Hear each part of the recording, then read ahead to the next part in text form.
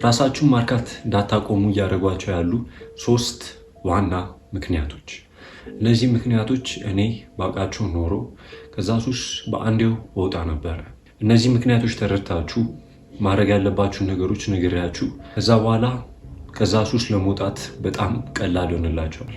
አንደኛው ምክንያት ምንድነው? ምንም ነገር ሳትቀይሩ ከዛ ሱስ መውጣት ትፈልጋላችሁ። ማለትም ድሮ የምታደርጉበት ሰዓት ላይ ሶሻል ሚዲያ ላይ ስክሮል እያደረጋችሁ ከዛ ሱስ እወጣለሁ ብላችሁ ትናንትና ቃል ገብታችሁ ሊሆን ይችላል።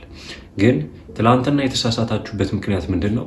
ሶሻል ሚዲያ ላይ ስክሮል ስታደርጉ ስለነበር ማለት ነው። ሶሻል ሚዲያ ላይ ስክሮል እያደረጋችሁ ወደዛ ሱስ ወድቃችሁ በንጋቷም እዛው ቦታ ሊሆናችሁ ሶሻል ሚዲያ ላይ ስክሮል ታደርጋላችሁ። ከዛ ምንም ነገር ሳትቀይሩ የሆነ ነገር እንዲቀየር ትፈልጋላችሁ። ይሄ ደግሞ ፈጽሞ ሊፈጠር የሚችል ነገር አይደለም።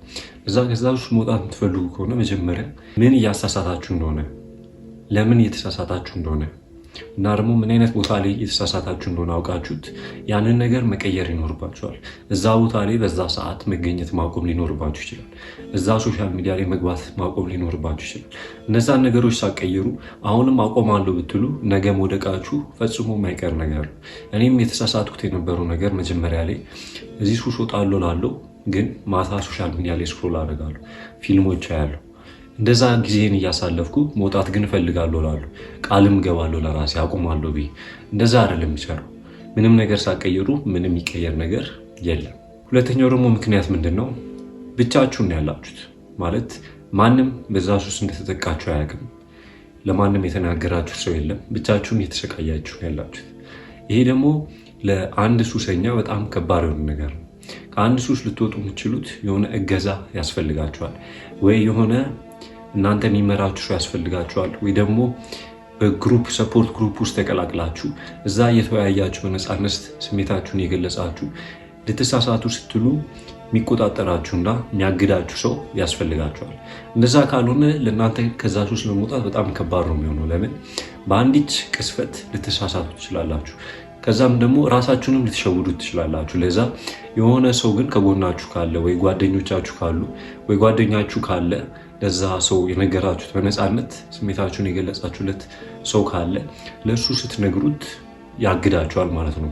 ይሄ ሱስ እናንተ የሚያጠቃችሁ በስሜታችሁ እስከሆነ ድረስ የሆነ ልጅ ስሜት ደግሞ በማይታወቅ ጊዜ ሊመጣበት ስለሚችል እና በየጊዜው ሊመጣበት ስለሚችል በአንዲች ቅስፈት ሊሳሳት ይችላል። ይሄ ደግሞ እንዳይፈጠር ግዴታ ሰፖርት ግሩፕ ያስፈልገዋል፣ የሚያግዙት ሰዎች ማለት ነው።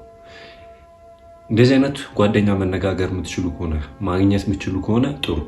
ማትችሉ ከሆነ ግን እኔ ሰፖርት ግሩፕና ኮርስ አዘጋጅቼላችኋለሁ። ኮርሱ ከዛ ሱስ ሙሉ ለሙሉ እንድትወጡ ስትራቴጂዎች ናቸው።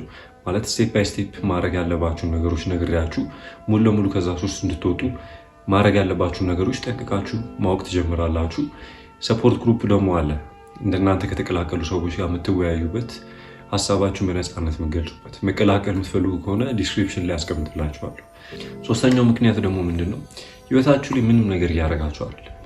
ስራ እየሰራችሁ አይደለም። አላማችሁ ላይ እየሰራችሁ አይደለም። ራሳችሁን ለማሳደግ እየሞከራችሁ አይደለም። አሁንም ድሮ ያላችሁበት ቦታ ላይ ነው ያላችሁት። ግን ዛሬ እወጣለሁ ትላላችሁ፣ ግን ምንም የቀየራችሁት ነገር የለም። ከዚህ ሱስ ለመውጣት ግዴታ ምን ማድረግ አለባችሁ? የድሮ ማንነታችሁን ገላችሁት አዲስ ማንነት መገንባት አለባችሁ። ይሄ ደግሞ ግዴታ የሆነ ነገር ነው። ለምን? ይሄን ነገር ማድረግ ማትችሉ ከሆነ ከዛ ሱስ ልትወጡ አትችሉ።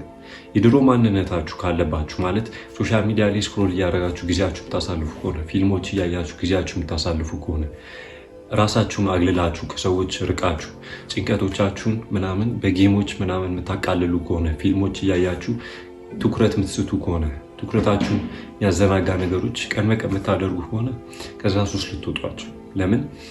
ያ ሱስ የሚያጠቃው ሰው ምንድነው? ብቸኛ የሆነ ሰው፣ አላማ የሌለው ሰው፣ ድብርት ውስጥ ያለ ሰው፣ ህይወቱ ላይ ምን ማድረግ እንዳለበት የማያውቅ ሰው፣ ስሜቱ እንዴት መቆጣጠር መቻል እንዳለበት የማያውቅ ሰው፣ እንደዚህ አይነት ሰዎችን ነው ያ ሱስ የሚያጠቃው።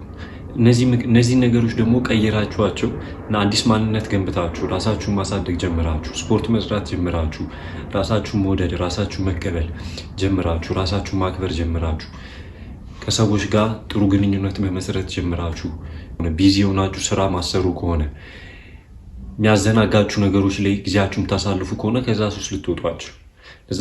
እነዚህ ምክንያቶች ከዛ ሱስ መውጣት የምትፈልጉ ከሆነ አስተካክሏቸው። ከዛ በኋላ ከዛ ሱስ ቀስ በቀስ እየወጣችሁ ትመጣላችሁ። እንደዚህ አይነት ቪዲዮዎች ስለምሰራላችሁ ሰብስክራይብ ማድረግ እንዳትረሱ።